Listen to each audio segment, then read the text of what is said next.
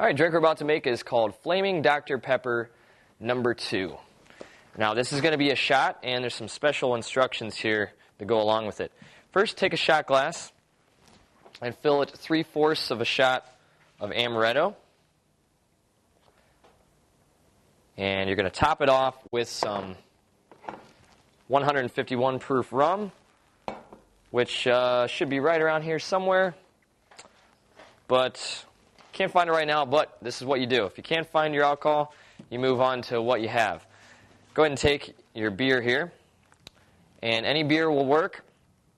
You're just going to put a little bit in the glass there. And then when you find your 151, go ahead and grab that. And we're just going to top this off with the 151. All right.